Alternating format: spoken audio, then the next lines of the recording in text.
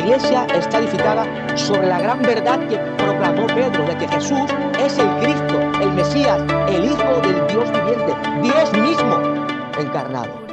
Amén.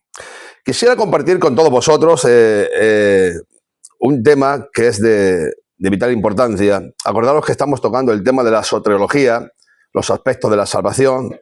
Llegamos a tocar la santificación, llegamos a tocar el arrepentimiento. Hoy vamos a tocar la regeneración espiritual. Amén. O el nuevo nacimiento. Amén. Y vamos a hablar del momento decisivo de la vida del creyente, que es la conversión. Y la conversión representa un punto de inflexión fundamental en la vida de todo creyente. El verbo convertirse, frecuente en el Antiguo Testamento y precedido por la exhortación divina, marca el inicio de este proceso. En el Nuevo Testamento encontramos varios pasajes que subrayan la importancia de la conversión como cambio radical de dirección en la vida espiritual. Mateo 13:15 habla de un pueblo cuyo corazón se ha endurecido, cerrando sus ojos y oídos para no entender ni convertirse y así recibir sanidad. Hay una realidad del endurecimiento del corazón en la conversión. Mateo, otra vez, 13:15, expone con claridad la situación de un pueblo cuyo corazón se ha endurecido. Esta dureza se manifiesta en el cierre de los ojos y de los oídos, impidiendo así la comprensión y, en consecuencia, la conversión y la sanidad espiritual. Esta actitud interior imposibilita que la persona pueda experimentar el cambio radical de dirección que implica la conversión cristiana. Tal como se observa en los diferentes pasajes citados, la incapacidad de percibir y entender es una barrera fundamental para la conversión. Cuando el corazón se cierra, el individuo no solo se aleja de Dios, sino que también rechaza la fuente de agua viva y la verdadera salvación, perpetuando su estado de alejamiento espiritual. Por tanto, la apertura del corazón es condición indispensable para que la conversión produzca el fruto de la sanidad y el perdón, tal como se describe en el proceso de regeneración espiritual. Marcos 4:12 insiste en la incapacidad de percibir y entender para que no se conviertan y sus pecados sean perdonados. Lucas 1:16 destaca cómo muchos hijos de Israel se convertirán al Señor. Juan 12:40 muestra la ceguera y el endurecimiento del corazón que impide la conversión y sanidad. Si voy muy rápido, me decís algo y yo me pongo más lento. Amén.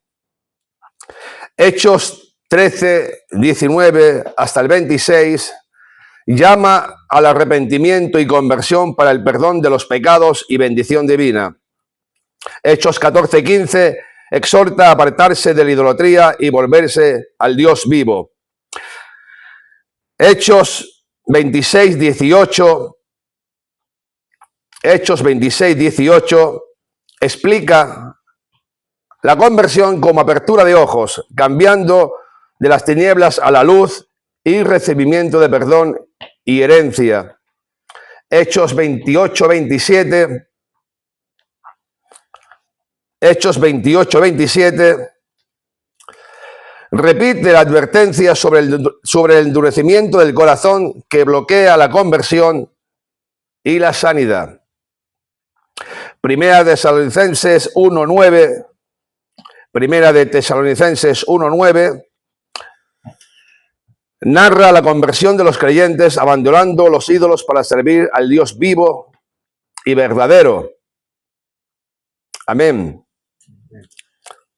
El español convertirse y el griego epístrefo, repito, el español convertirse o el vocablo convertirse y el griego epístrefo significa literalmente volverse, darse la vuelta. ¿Vale? Volverse, darse la vuelta. Este giro implica Abandonar los ídolos y el pecado para volver el rostro hacia Dios, quien es la fuente de agua viva y la verdadera salvación, como se ilustra en Jeremías 2.13. Jeremías 2.13. La conversión, por tanto, es revertir el cambio, o sea, el camino, dar la espalda al pecado y mirar hacia Dios. Esta acción implica dos males: alejarse de Dios y abrazar los ídolos. Y a su vez, dos bienes: abandonar el ídolo y acercarse a Dios.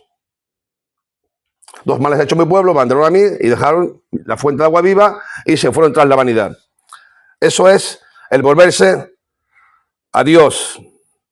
Dos males y dos beneficios. El proceso de conversión, arrepentimiento y fe. La conversión se manifiesta en dos aspectos inseparables: arrepentimiento, por el medio del cual se rechaza y abandona el pecado, y la fe, mediante la cual se recibe a Cristo. Sin embargo, la iniciativa de la salvación siempre recae en Dios, quien vivifica, despierta y convence al individuo de pecado y de la necesidad de salvación. Así, la regeneración espiritual precede al cambio de mentalidad. ¿Os acordáis? La mentalidad, el cambio de mentalidad, de metanoia. Así, la regeneración espiritual precede al cambio de mentalidad, metanoia, y la fe es el resultado de la gracia divina que conduce a la justificación. Vamos a entrar en el concepto de terminología de lo que es la regeneración. Según Strong, Augustus H. Strong, un teólogo del siglo XIX, dice: la regeneración es el acto divino por el cual la disposición dominante del alma se transforma en santa, empleando la verdad como medio y asegurando la práctica de tal disposición. Repito, la regeneración es el acto divino por el cual la disposición dominante del alma se transforma en santa, empleando la verdad como medio y asegurando la práctica de tal disposición. Esto implica que la regeneración constituye el lado divino del cambio efectuado en el corazón, mientras que en el aspecto humano se denomina conversión. Tal como Lázaro necesitó resucitar antes de moverse, Juan 11, 43 hasta el 44, es preciso que el corazón sea regenerado para poder caminar en la verdad. Nadie puede nacer ni resucitarse a sí mismo. Nadie puede nacer a sí mismo ni resucitarse a sí mismo. Ambos son verbos pasivos. Efesios 2.1, y Él os dio vida a vosotros cuando estabais muertos en delitos y pecados. Así el regenerado abandona el pecado y se dirige a Dios. Vamos a entrar en términos bíblicos relacionados con la vida o la nueva vida espiritual. Un término que utiliza la Biblia en original griego, genao, significa engendrar, dar luz.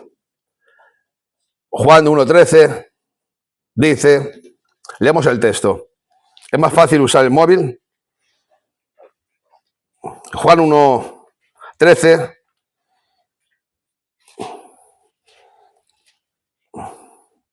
El famoso pasaje.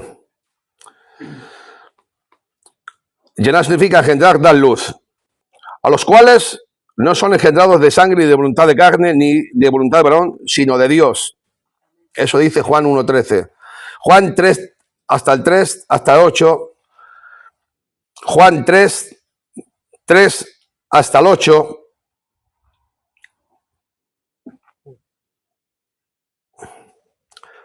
La famosa respuesta de Nicodemo. Respondió Jesús y le dijo, de cierto te digo que el que no naciere de nuevo no puede ver el reino de Dios. Nicodemo le dijo, ¿cómo puede un hombre nacer siendo viejo? ¿Puede acaso entrar por segunda vez en el vientre de su madre y nacer? Respondió Jesús, de cierto te digo que el que no naciere de agua y del Espíritu no puede entrar en el reino de Dios. Lo que es nacido de la carne, carne es, y lo que es nacido del Espíritu, Espíritu es. No te maravilles de que te dije, os es necesario nacer nuevo. El viento sopla de donde quiere y oye su sonido, mas ni sabe de dónde viene ni a dónde va. Así es todo el que es nacido del Espíritu. Primera de Pedro 1.23.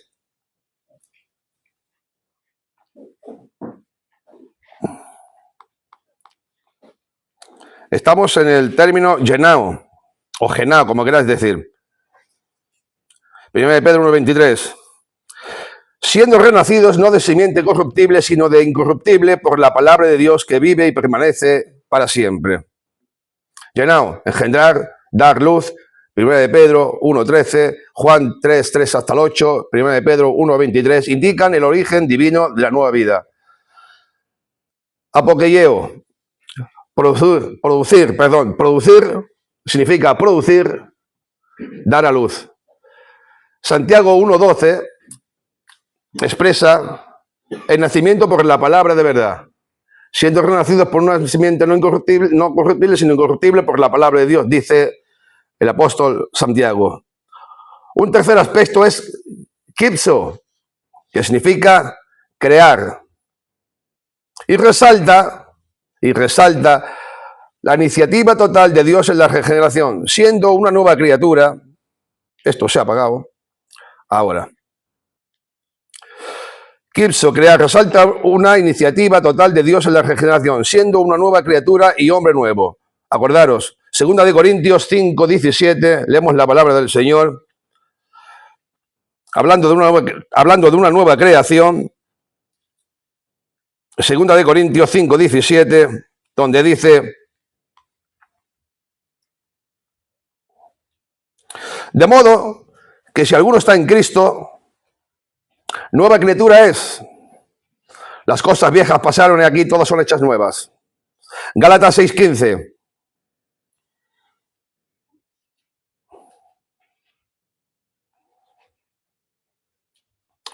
Porque en Cristo Jesús ni la circuncisión vale nada, ni la incircuncisión, sino una nueva creación.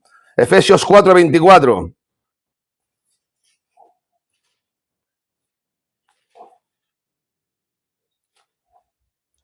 Y vestidos del nuevo hombre, creado según Dios, en la justicia y en la santidad de la verdad. O sea, la palabra kipso significa crear, una nueva creación. Hemos tocado dos pasajes, 2 de Corintios 5:17, Gálatas 6:15, Efesios 2:10, ese me se ha olvidado, y Efesios 4:24. Hay otro vocablo que significa, a ver que lo pronuncia, sinsupoieo, que significa dar vida con, eso significa el vocablo, dar vida con. Efesios 2:5, leemos, Efesios 2:5.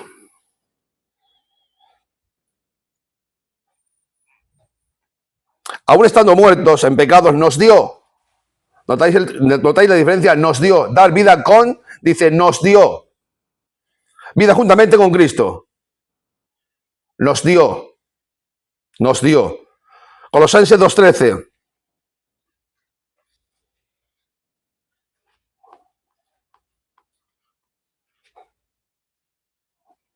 Y a vosotros, estando muertos en pecados y la incircuncisión de vuestra carne, os dio. Dar vida con, os dio. Aquí está la persona pasiva. Nos dio, Él nos dio. No nos damos vida a nosotros mismos. Él nos dio. Es importante, ¿eh? Nos dio. Así como Lázaro no se resucitó a sí mismo, Él nos dio. Nos dio vida. Nos dio. Y refleja la vida juntamente con Cristo. Vamos a entrar en materia. El análisis de estos términos muestra que la regeneración tiene dos momentos.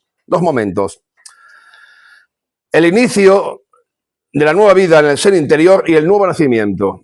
Es decir, la manifestación externa de esa vida. La regeneración implanta el principio de vida. El nacimiento es cuando esa vida se hace evidente. Repito.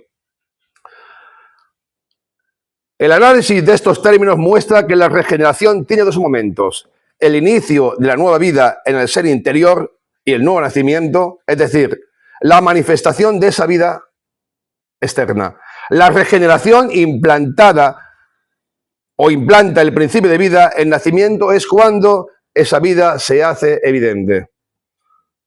Hay una manifestación de la vida. Es interior, la regeneración es interior, pero hay una manifestación externa de esa vida que hemos recibido.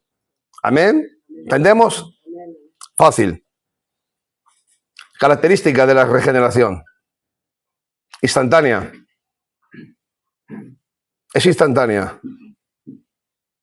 Es instantánea. La implantación de un nuevo principio de vida ocurre de forma instantánea, aunque la providencia y la obra del Espíritu pueden preparar gradualmente el terreno. Debe existir un momento preciso en el que el corazón, antes hostil a Dios, se vuelve favorable, gracias a la acción del Espíritu Santo. Todo lo anterior, deseos, temores, reflexiones, lecturas, oraciones, asistencias a cultos, puede ser la preparación, pero no es en sí la regeneración. ¿Entendéis? Fácil. Es radical. La regeneración es radical. Es instantánea, radical. Implica un cambio total en el estado del hombre, afectando toda su dinámica moral y espiritual. Radical. Radical. Es radical. ¿Me entendéis? No es 50-50. Es radical. Y esta radicalidad ilumina la mente con nuevos valores.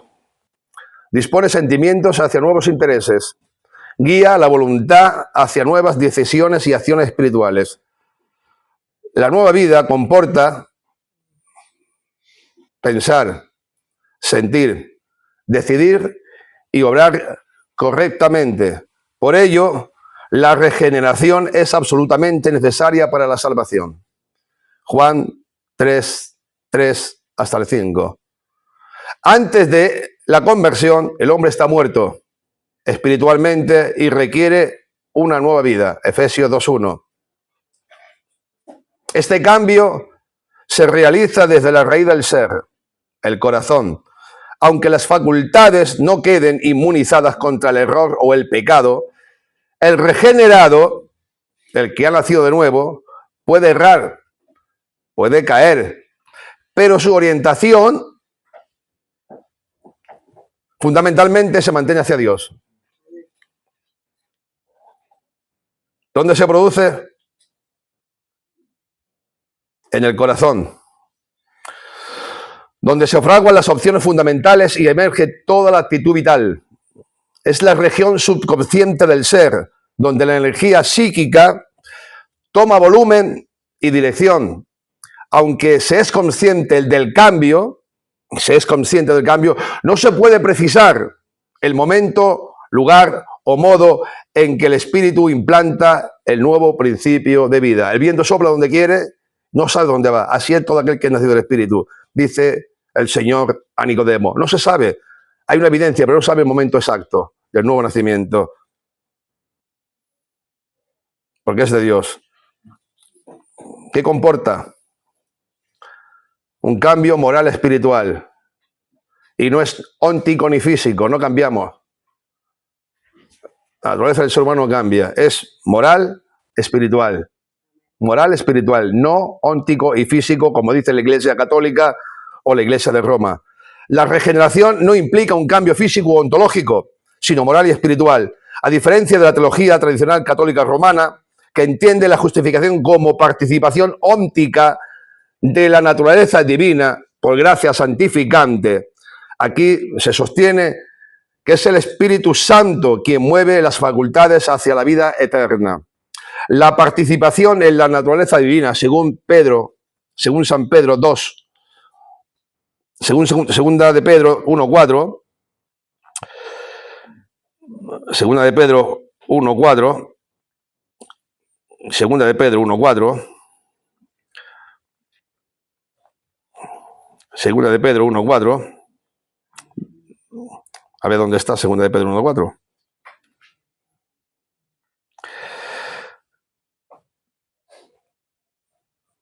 Por medio de las cuales nos ha dado preciosas y grandísimas promesas, para que por ellas llegasteis a ser participantes de la naturaleza divina, habiendo huido de la corrupción que hay en el mundo a causa de la concupiscencia.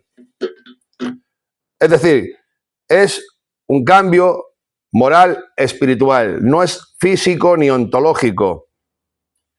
un modo de comportarse divinamente, huyendo del pecado y acercándose a la virtud. La regeneración no altera la sustancia del ser humano, ni sus facultades, sino que implica algo moral, por la percepción del Espíritu Santo que impulsa al espíritu hacia un nuevo sentido. Moral, origina nuevos hábitos y costumbres de obrar. Psicológico, la psique, la mente, recibe nuevo poder y orientación. El amor, antes dirigido hacia uno mismo, se orienta hacia Dios y el prójimo. Respecto al pecado, el hombre conocía el pecado, pero no tenía poder para vencerlo. Tras la regeneración, puede superarlo con el poder del Espíritu Santo. Hasta aquí, la segunda parte, si Dios lo permite, cuando el pastor lo vea conveniente, lo tocaremos. Amén.